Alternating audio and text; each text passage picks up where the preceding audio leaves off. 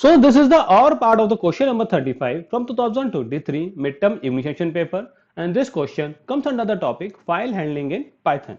So in this particular question आपको बताया गया है कि एक आतिफ है जिसने क्या करा है, एक जूनियर प्रोग्रामिंग कॉन्टेस्ट को जीता है और एज ए प्राइज उसको क्या कर रहा है, एक अटेंड पाइथन की वर्कशॉप अटेंड करनी है।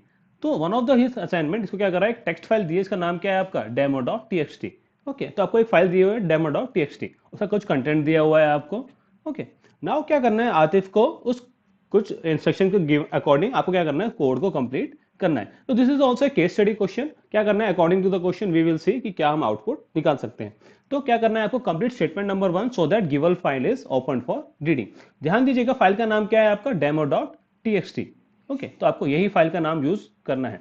तो सिंपली करोगे क्या आप, F equals to open, file का नाम क्या है, demo dot T X T, और सिंस आपको किस मोड में ओपन करनी है, रीडिंग मोड में, तो क्या कर दिया आप, आर लिख दीजिए। Okay, now moving on to the next one. तो नेक्स्ट वन इज सेइंग कि complete statement number 2 so that one character is read from the open file. तो क्या करना है आपको, खाली एक ही कैरेक्टर रीड करना है। तो क्या करोगे, सिंपली आप वाइल सी एच, तो किस में रीड करना है आपको, वेरिएबल सी एच में। तो क्या करोगे, सी एच, और फाइल हैंडलर का नाम क्या है आपका, एफ डॉट रीड। कितने कैरेक्टर रीड करने हैं आपको, वन। ओके, तो वन रीड करनी है, तो only one will be in the pass as an argument in the read function. Okay, now moving on to the next one. Next one is saying कि complete code for statement number 3 and 4 so that it counts number of digits in the file and stored the count in the variable d count. तो d count variable में क्या करना है आपको, check करना है कि डिजिट्स को आपको स्टोर कराना है। तो सिंपली करना क्या है आपको, चेक करना है कि जो सी एच है वो डिजिट में है या नहीं है। सिंपली क्या करोगे, C H dot is digit, और क्या कर सकते हो आप, if C H in 0 1 2 3 up till 9। तो आपके पास दोनों ऑप्शन है, आपको फंक्शन का नाम पता है तो वेल एंड गुड, और नहीं पता तो आप ऐसे भी कर सकते हो। फिर करना क्या है आपको, डी काउंट की वैल्यू को क्या करना है आपको, इंक्रीमेंट करना है, plus equals to 1। Okay, I hope this one is clear. Moving on to the next one.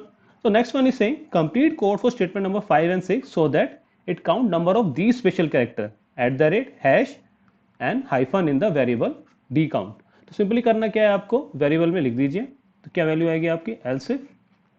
ठीक है, तो सी एच डॉट क्या चेक करना है आपको, rather than special character check करने के क्या करोगे आप, चेक करोगे किस किस में है, एट द रेट, हैश और हाइफन। अगर आपका जो सी एच है, जो आपने इनपुट लिया है एज ए सिंगल कैरेक्टर, अगर वो इन तीनों कैटेगरी में लाई करेगा, तो सिंपली क्या करना है आपको, जो सी काउंट की वैल्यू है उसको क्या कर दीजिए, अपडेट कर दीजिए, प्लस इक्वल्स टू 1। थोड़ी सी मिस्टेक है यहाँ, पेपर के अंदर आपको सी काउंट दे रखा है, लेकिन एक्चुअली में है क्या, ये सी काउंट। तो सकता है थोड़ा मिस प्रिंटिंग हो। Now moving on to the next one. अब आपको क्या बताना है कि after completing the code what will be the output of this code.